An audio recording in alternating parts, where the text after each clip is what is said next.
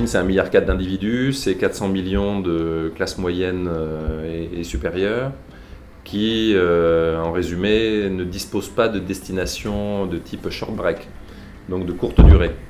Donc quand on est un couple avec enfants à Shanghai et qu'on veut sortir de la pollution, du stress, etc., on a très peu de choix de destination de week-end ou de short break en semaine.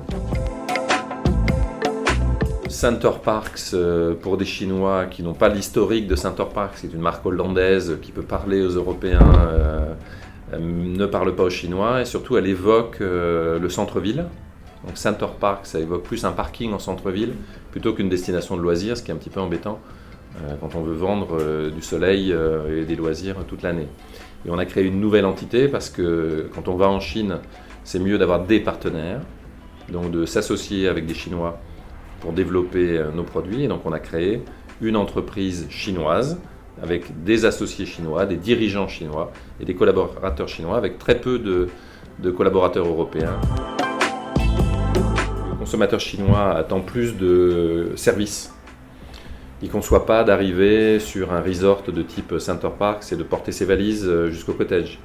Il va attendre qu'un membre du staff vienne avec une voiturette de golf pour porter ses valises, pour l'accompagner jusqu'à son cottage. Il va attendre un service pour sélectionner ses activités sportives ou de loisirs.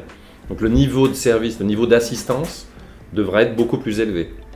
Le Center Parcs va être plus premium en Chine qu'il n'est en Europe. La clientèle un peu supérieure. On est à Shanghai, on est à Pékin, on est à Chengdu, on est dans le sud de la Chine, autour de Shenzhen, Guangzhou, etc. Ce sont des villes qui sont extrêmement riches, où la classe moyenne supérieure a des moyens, de l'argent à dépenser, ils veulent que le séjour soit parfait. C'est aussi une question de fierté dans la famille, c'est-à-dire que si le chef de famille choisit un séjour, il faut que tout soit parfait et on dépense beaucoup.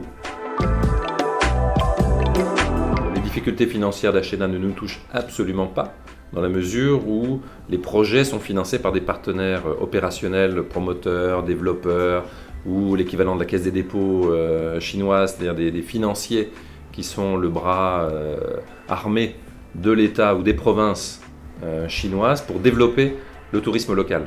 Il y a un très fort besoin et donc on a beaucoup de partenaires et on ne compte pas que sur Ashena, loin de là, pour financer nos projets.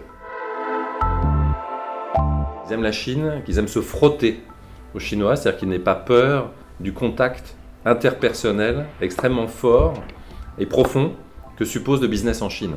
Et quand on fait du business en Chine, on ne peut pas rester derrière son paravent business ou sa carte de visite ou derrière sa cravate.